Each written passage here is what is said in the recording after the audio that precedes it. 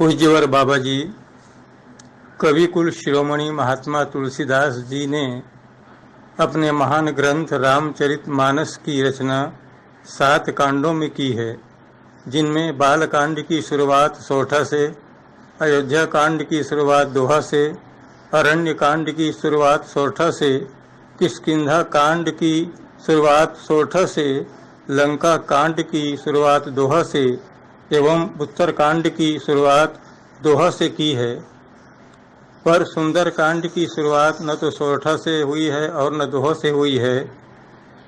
सीधा चौपाई जामवंत के बचन सुहाए, सुनि हनुमंत हृदय अति भाए, तब लगी मोहि परिखेहु तुम भाई, सही दुख कंद मूल फल खाई से हुई है। इसके पीछे मानसकार की मूल भावना या उद्देश्य पर प्रकाश डालने की कृपा करेंगे।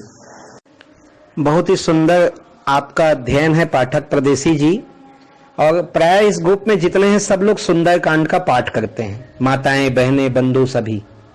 अभी हम पूज्य महाराज जी को भी सुन रहे हैं, उनका संदेश आने वाला है। इस बीच में मैं आपकी जिज्ञासा पर अपना विचार रखना चाहूंगा। मैं ये बिल्कुल नहीं कहूंगा कि मैं जो कह रहा हूं वही है, लेकिन अपना अपना है ना, अपनी अपनी शक्ति से सबको उड़ना है आकाश में।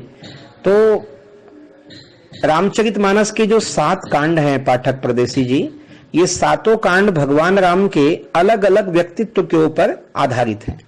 बालकांड अवतार, अयोध्या कांड उनके चरित्र का दर्शन, उसके बाद अरण्य कांड आता है जो सीधी सी बात है उनके वनवास काल की कथा, किष्किंधा कांड जहां पे उनकी राजनीति की दिव्य क्षमता और मैत्री का अभ्युदय होता है, मैत्री संवाद।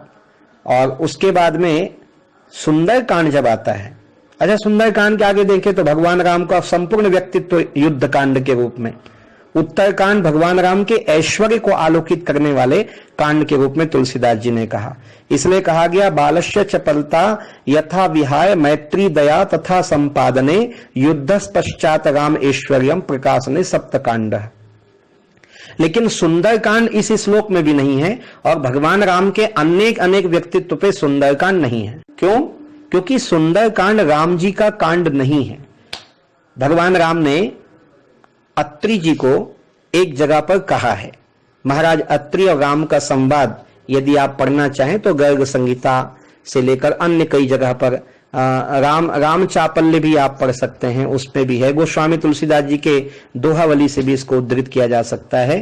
तो इसमें भगवान राम ने स्पष्ट रूप से कहा है कि श्री हनुमान जी का चरित्र इतना अथाह है कि मैं भी पार नहीं पा सकता।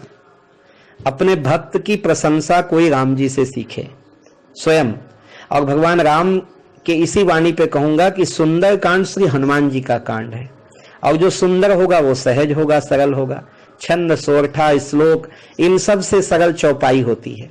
इसलिए सुंदर कांड का प्रारंभ गोस्वामी तुलसीदास जी ने चौपाई से किया। सबसे सरल सुंदर कांड है, क्योंकि जो सरल होगा वही सुंदर होगा, और जो सुंदर होगा वो जरूर सरल होगा।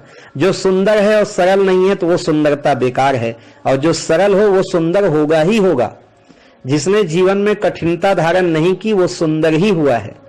सुंदरता का अर्थ चेहरे से नहीं होता है, सुंदरता का अर्थ उसके चरित्र से, उसके जीवन शैली से भी होता है, उसके व्यक्तित्व, उसके प्रभाव, उसके तेज से होता है, उसके भजन और उसके अनुराग से होता है। तो यह सुंदरता सरल व्यक्ति के भीतर ही आ सकती है। संसार में जिसे सुंदर बनना है वो सरल हो जाए, और जिसे सरल बनना है वो सुंदर कार्य करने लग जाए। तो सुंदर कांड की चौपाई से प्रारंभ होने का मेरे हिसाब से यही अर्थ मुझे दिखाई देता है।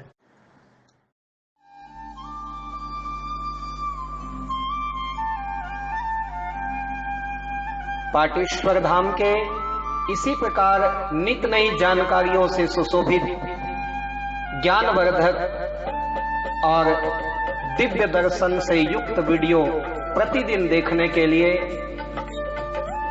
हमारे YouTube चैनल राम बालक दास को सब्सक्राइब करें, कॉल आइकन प्रेस करें और जुड़े हमारे इस सुंदर से कार्यक्रम बाबा जी की पाती कार्यक्रम से। प्रतिदिन बाबा जी की पाती देखने के लिए आप हमारे इस चैनल को सब्सक्राइब करें और अधिक से अधिक शेयर कर जन जन तक इस संदेश को पहुंचाने में अपना सहयोग प्रदान करें। जय गौ माता, जय गोपाल, जय सिया राम।